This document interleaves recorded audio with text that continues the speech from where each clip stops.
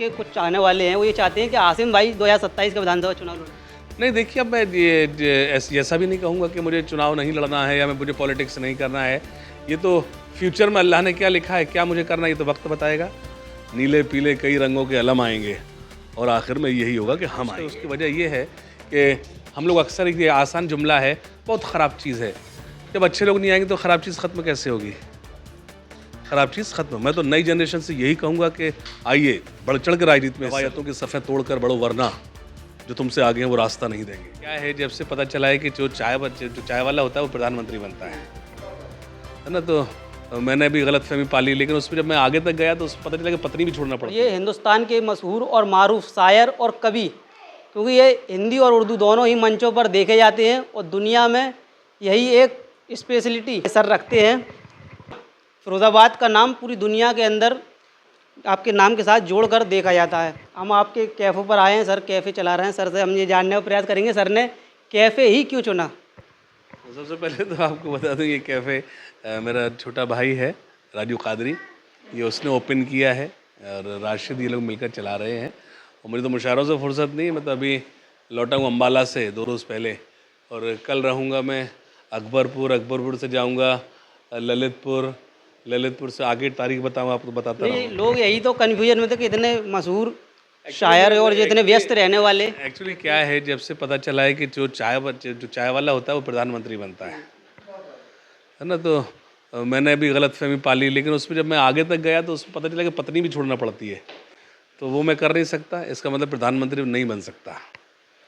देखिए, जैसे कि आपने पॉलिटिकल जो आप चर्चा कर रहे हैं, देखिए, मैंने हमेशा कहा है कि प्रत्याशी वो हो जो मज़हब के नाम पर, ज़ात बरादरी के नाम पर वोट कभी ना मांगे। जो ब्रदर के नाम पे वोट मांगेगा तो उसकी सोच सिर्फ ब्रदर तक है। मज़हब के नाम पे, धर्म के नाम पे मांगेगा, इसका मतलब वो सिर्फ धर्म तक है।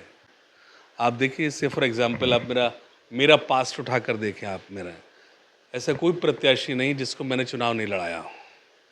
चाहे वो छुट्टन साहब हों, वो मेरे कबीले से नहीं है। अजीम भाई, मैं उस वक्त अजीम भाई के साथ खड़ा था, मेरा पूरा कबीला नसीर साहब के साथ खड़ा था उस वक्त, तब मैंने अजीम भाई को चुनाव लड़ाया। खालिद साहब को चुनाव लड़ाया।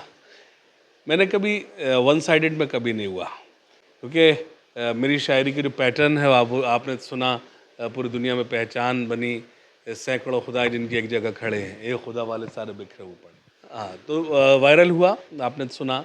कभी अल्लामा इकबाल ने भी कहा था कि मनफात एक है, इस कौम के नुकसान भी एक ही सबका नबी, दीन भी, ईमान भी एक, हरम पाक भी, अल्लाह भी, कुरान भी एक, क्या बड़ी बात थी होते जो मुसलमान भी एक। सर आपके कुछ चाहने वाले हैं वो ये चाहते हैं कि आसिम भाई 2027 का विधानसभा चुनाव लड़ें। नहीं, देखिए, अब मैं ऐसा भी नहीं कहूँगा कि मुझे चुनाव नहीं लड़ना है या मुझे पॉलिटिक्स नहीं करना है। ये तो फ्यूचर में अल्लाह ने क्या लिखा है, क्या मुझे करना है, ये तो वक्त बताएगा। हाँ, मैं ये तो नहीं कहूँ कि मुझे पॉलिटिक्स नहीं करना है, पॉलिटिक्स तो करना है कि उसकी वजह ये है कि हम लोग अक्सर, ये आसान जुमला है, बहुत ख़राब चीज़ है। जब अच्छे लोग नहीं आएंगे तो ख़राब चीज़ ख़त्म कैसे होगी? ख़राब चीज़ ख़त्म। मैं तो नई जनरेशन से यही कहूँगा कि आइए, बढ़ चढ़ के राजनीति में हिस्सा लो, खूब पॉलिटिक्स करो, खूब सियासत करो, क्योंकि राहत इंदौरी का शेर है, रवायतों की सफ़ेद तोड़ कर बढ़ो, वरना जो तुमसे आगे हैं वो रास्ता नहीं देंगे। रास्ता तो बनाना पड़ेगा। मैं तो राहत साहब का शेर आपको फिर सुनाऊँगा, नीले पीले कई रंगों के अलम आएंगे और आखिर में यही होगा कि हम आएंगे। एक शायर से यही उम्मीद की जाती है कि वो अपनी बात को शायरी से शुरू करें और शायरी पर ख़त्म करें। हम ये भी जानना चाहेंगे कि एक आज से साल भर पहले लोग आपसे मिलने के लिए बड़ा सोचा करते थे, झिझका करते थे। जब से आपने कैफ़े खोला है, अब हर दूसरी आईडी पर आसिम फिरोज़ाबादी साहब नज़र आ रहे हैं। फिर वही बात, मैंने कैफ़े नहीं खोला है, ये राजू भाई का है। हाँ, ये प्रॉपर्टी जो मेरी है वो राजू भाई की है। आपको नहीं पता, राजू भाई मेरे छोटे भाई हैं, उनमें और मुझ में कोई फ़र्क नहीं है, समझ रहे? उनमें मुझ में कोई फ़र्क नहीं है। जाहिर सी बात है, ये बैठक इससे मुझे आसानी ये हुई कि मैं लोगों तक आसानी से पहुंच गया। जो लोग मुश्किल समझते थे मुलाकात कब होगी, कैसे होगी, वो आसानी से है। लोग आते हैं, मिलते हैं, मुलाकातें हो रही हैं। मैं शहर से आसानी से जुड़ गया। जो लोगों की नज़र में एक सेलिब्रिटी है, शायर हैं, मिलेंगे नहीं, क्या मिजाज होगा, वो ख़त्म हो के मैं सबको अवेलेबल हूँ। जी सर, आपने सर की बात को सुना, इस पर आपकी अपनी क्या राय है? अपनी राय हमें ज़रूर भेज सकते हैं। मिलते हैं फिर किसी ऐसी नई शख्सियत के साथ फिरोजाबाद से MTF न्यूज़ के लिए मोहम्मद तालिब।